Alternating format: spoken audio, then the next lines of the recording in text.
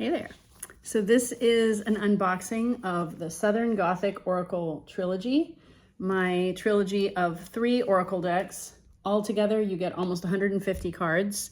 It's the Southern Gothic Oracle, the Southern Botanic Oracle, and the Haunts. So I hope you enjoy. Let's get started. This is the Trilogy box set, still in the shrink wrap. Most everyone won't have this, but this was offered on Kickstarter.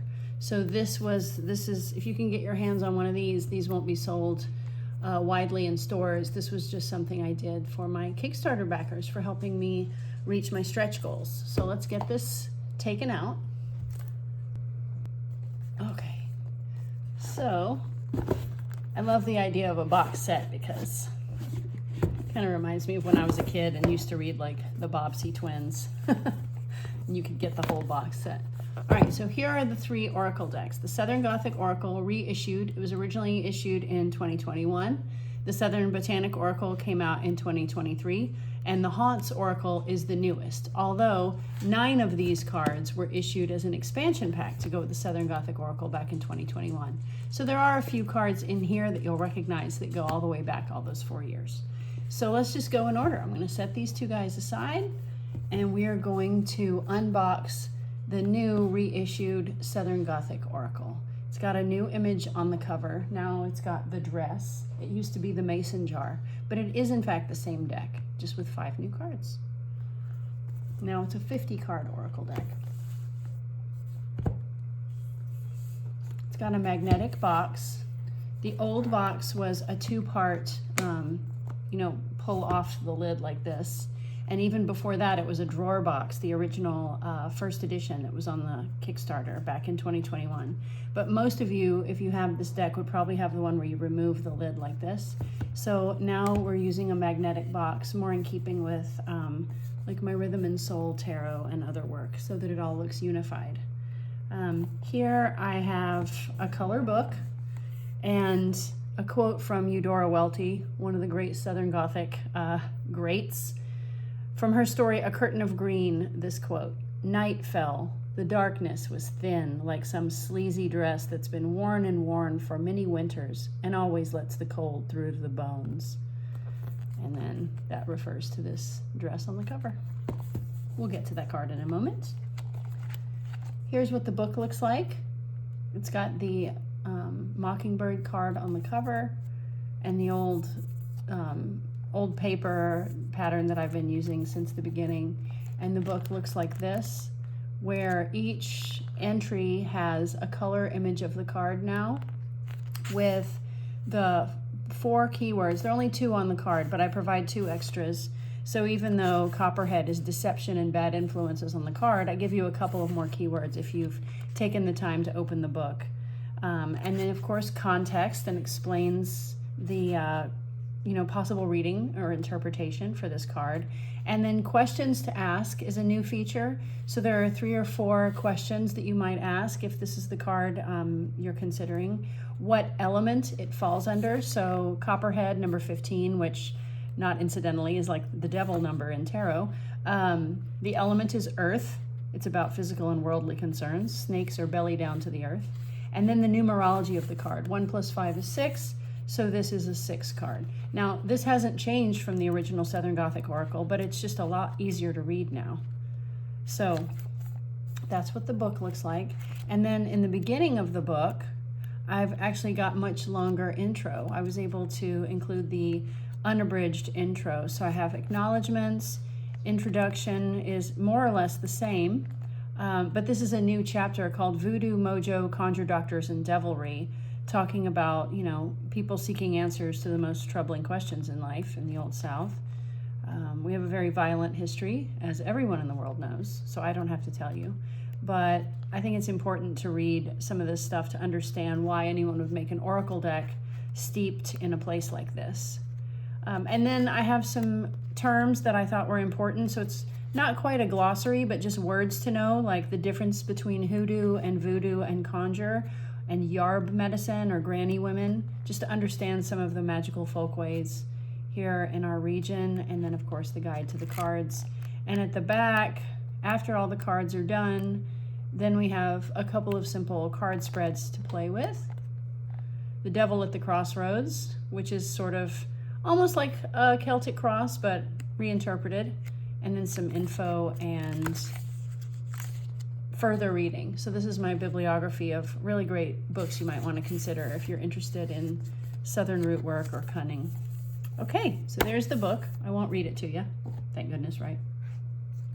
And then the cards are laying in a wonderful little velvet bed. Love that. And there's a grosgrain ribbon to pop the deck out of its little nest. And I've always wanted edges on the cards, and finally I got it. So I didn't do gold or silver. I actually asked the fans when we were on Kickstarter, and this hadn't been made yet, and said, look, you're helping me produce this. You're footing the bill. Should we have gold edges? And people were like, gold is too fancy. So we all decided that the Southern Gothic indigo blue was the way to go. So I'm really happy with how that looks. It's the same card back design, same color matching and everything. But just now we have the edges, which I love. So let's set the book aside and the box. Give ourselves a little more space. This cloth was designed in 2021. This is the matching reading cloth with the moon signs on kudzu. And I actually designed all of this as well. I made it for the campaign, but I've really fallen in love with it. Sometimes I wear it as a headscarf. Okay, without further ado, let's look at it's in backwards order. Let's do it this way. Hurricane Lamp. So another thing, if you've seen this deck before, in these 4 years it's been out, it used to have a frame, and now I have made them borderless. So now the artwork is a little larger than it was before. I was able to expand it to the edges. Card number 1, Hurricane Lamp. Preparedness, Inner Light. Number 2, Shoes, the pair of shoes. This is sort of like my lover's card, or 2 of Cups. 3, Salamander, Infinity and Reinvention. Blackberries, Agency and Independence, because people were able to pick blackberries and make a living. Raccoon, Curiosity, Perseverance. These are all paintings, by the way. None of this is AI. In fact, this Dogwood Blossoms painting hangs in my guest room, so if any of you ever come stay with me.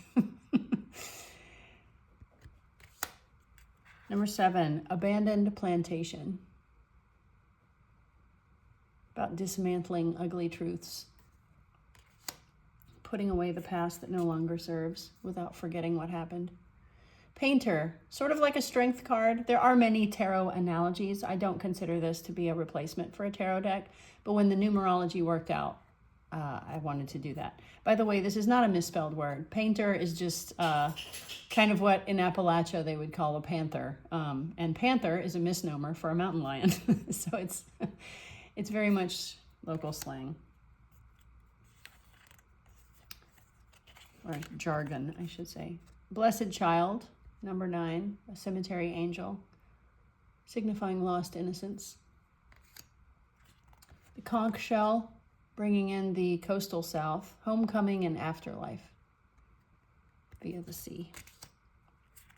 The Crystal Grotto is a real place here in Memphis. It's an actual cave that it's filled with Arkansas crystals. It's a must-see, but I made it my Energy and Cosmos card, number 11. The Peacock, number 12. Nest of Wasps. Of course, that means teamwork. Wasps' nests are also used in a lot of conjure workings. Axe for division and lessening. This card is a great card as a qualifier to just kind of cut in half whatever else you were looking at. So if you're looking at the concept of pride, for example, and then you draw the axe card, this is like cutting down your pride. Cut that in half. Lessen it. The Copperhead we talked about a little bit when looking at the book. The Crow. Dashed hopes, mourning.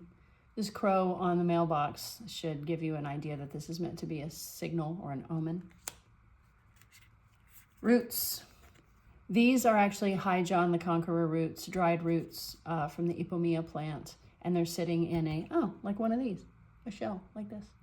That was actually really fun to paint, that iridescent shell. Blue moon, second chances, and magic.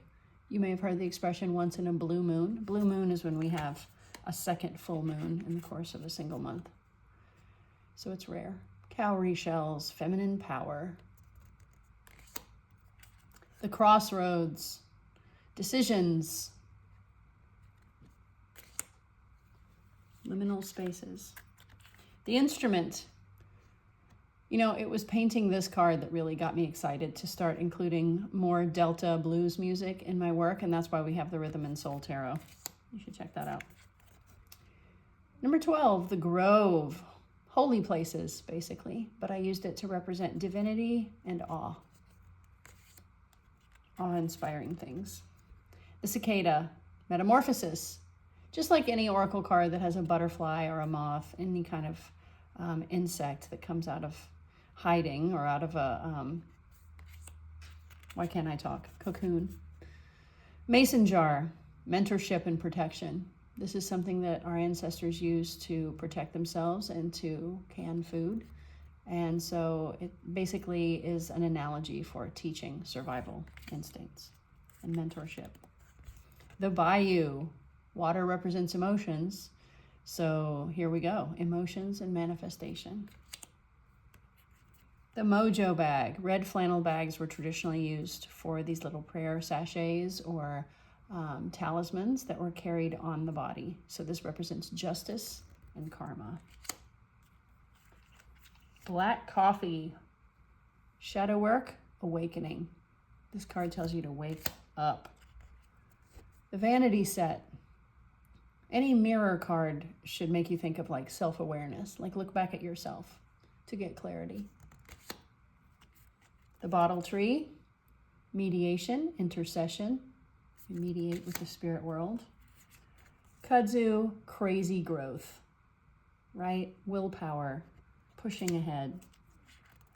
The possum, I know there's an O on it, but it's pronounced possum.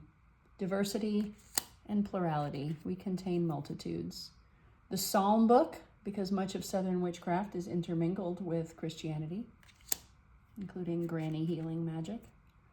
Black-eyed peas, wealth and prosperity. Every single pea is a day of good luck. The pine cone, like the pineal gland, third eye perspective. Horseshoe, you know what that means, right? Good luck. Black walnut, discernment and self-worth. Wild violet, see my little ladybug there? This is about individuality and being a free spirit, like the wild violet in my yard. Peach, like the peach emoji, fertility, love, juiciness. The mockingbird we saw on the cover of the book, prophecies and communication. The live oak, if you've never seen one of these, they're those huge, huge, huge trees, like the angel oak in South Carolina. Longevity. Altar water, ritual and renewal. The dog, any dog, loyalty, belonging, family. The alligator, this is kind of like my hermit card. Silence and introspection. The armadillo basket, the eccentric self. I needed something weird to go in this deck, but also grounding and shielding. Any animal that has a hard outer shell is a good symbol of shielding.